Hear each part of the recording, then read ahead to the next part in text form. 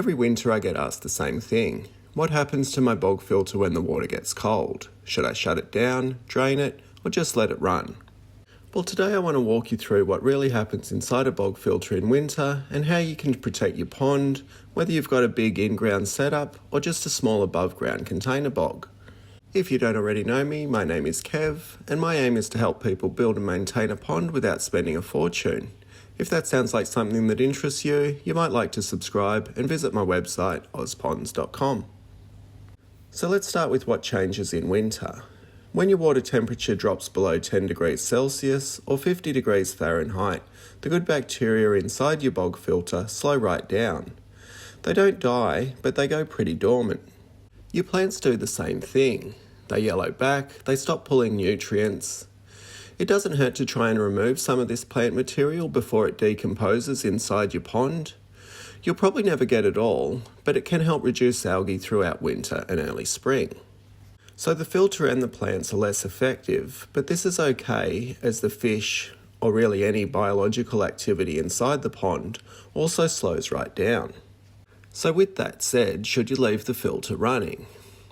Where I live, my ponds don't freeze solid, so I keep my systems running year-round, and if you can, I think you should do the same. It's just easier.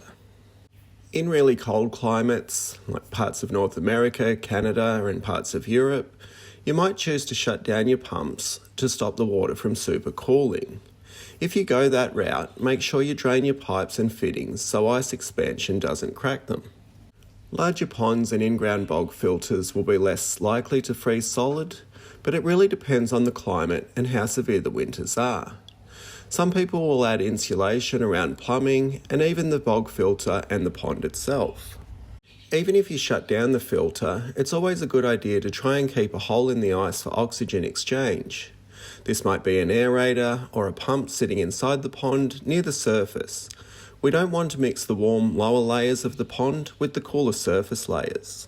There are also pond heaters designed specifically to keep a hole in the ice, and I can put a link to that in the description if you aren't sure what they are. So this is more for fish ponds. If it's a wildlife pond and all the other ponds in the area freeze solid, then you probably don't need to waste any energy on maintaining a hole. So what about small container bogs? If you've got a little above ground container bog, things are a bit different. They don't have the thermal mass of an in-ground pond, so they can freeze right through. If you live somewhere that gets deep freezes, it's safest to completely drain those containers, store the pump inside, and cover the top so rain or snow doesn't refill the container. In milder climates, there's no problem. You can keep them full and running.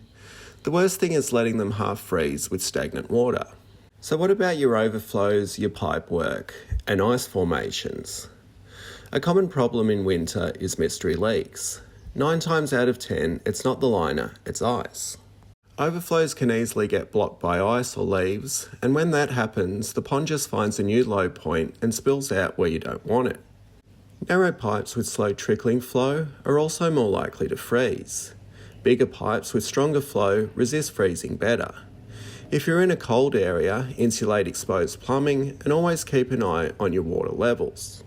Even in in-ground filters that overflow into a stream or a waterfall, you want to keep an eye on ice dams forming and water spilling out over the edges of the liner.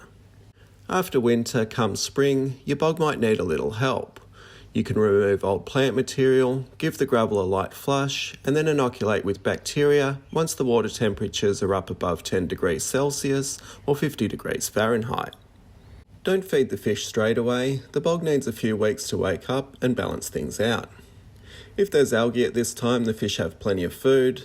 Even if the fish aren't algae eaters themselves, the algae will be feeding lots of other little critters that the fish like to eat. As the water temperatures increase, so will all biological activity from the bacteria to the plants to the fish. If the ecosystem is in balance, things will hum along without much intervention. So winter care's not that complicated. You want to keep things flowing if you can. You want to drain plumbing or containers that might crack if you risk a solid freeze. And you want to give your bog a gentle restart in spring. If you want more tips on pond design and maintenance, jump over to ozponds.com. I've got calculators, guides, and a full blueprint to help you design a crystal clear, low maintenance pond without the guesswork. Thanks for watching, and I'll see you in the next one. Bye.